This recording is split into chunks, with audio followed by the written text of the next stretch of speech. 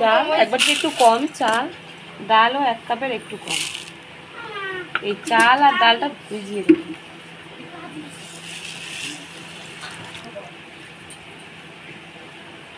চাল আর ডালটা ভিজুক তো তখন।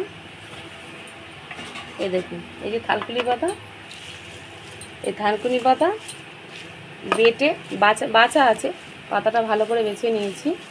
এবার এই থানকুনি পাতাটা বেটে নেবো। এগুলো কিন্তু ফেলবো না, এই ডাঁটিগুলো যেগুলো একটু একটু আছে ফেলবো, নাহলে ডাঁটা কিন্তু ফেলবো না, ডাঁটা সমেত পাতাটা বেটে নেব। কত পাতা দেখেছেন, এই পাতাগুলো সব বাটবে।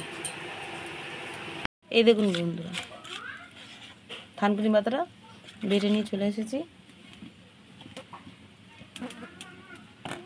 দেখুন, চাল আর ডাল একসাথে পেস্ট করে নিয়েছি, সব একসাথে মিশিয়ে দেবো।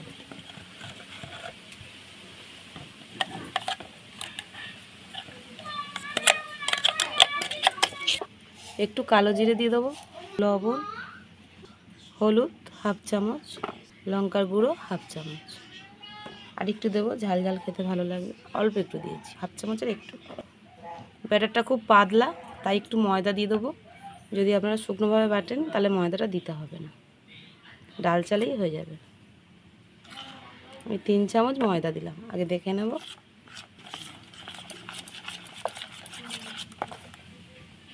আর একটু লাগবে, যেহেতু দেখুন এখনও পাতলা আছে। আরও 2 চামচ, মোট 5 চামচ দিলাম। টেস্টটা একটু ভালো লাগবে।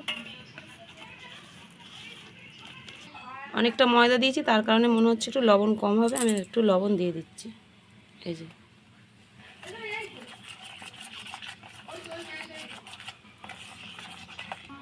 কড়াই বসিয়ে দিয়েছি, কড়াই সরষের তেল দিয়ে দেবো। আপনারা যে কোনো তেলে ভাজতে পারেন, সাদা তেলে। একটু তেলটা চারদিকে ভালোভাবে ছড়িয়ে নিলাম।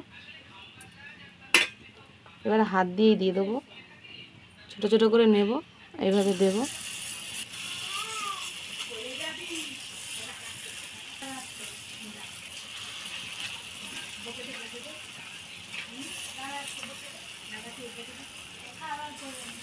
অল্প অল্প দিয়ে ভেজে নেব।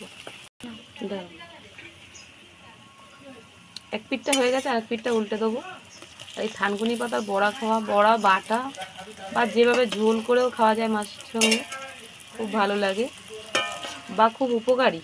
ভালো লাগার থেকে বেশি কথা, এর খুব উপকার, অনেক কিছু উপকার আছে। পারলে বাড়িতে একদিনও বানিয়ে খেয়ে দেখবেন, খুব ভালো লাগবে। পারলে না, আপনারা বানিয়ে খেয়ে দেখবেন, খুব ভালো লাগবে। এইভাবে বড়া বানিয়ে খেয়ে দেখবেন।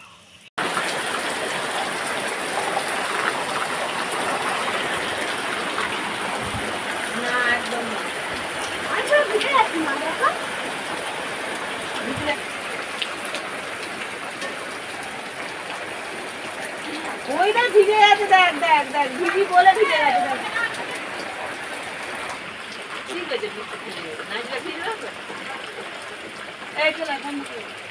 সব বড়াগুলো দেখুন ভাজা হয়ে গেছে। এই থানকুনি পাতার বড়া কারা কারা করে খেয়েছেন কমেন্ট করে জানাবেন।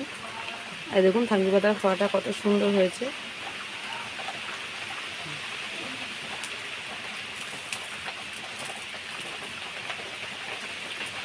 খুব সুন্দর হয়েছে।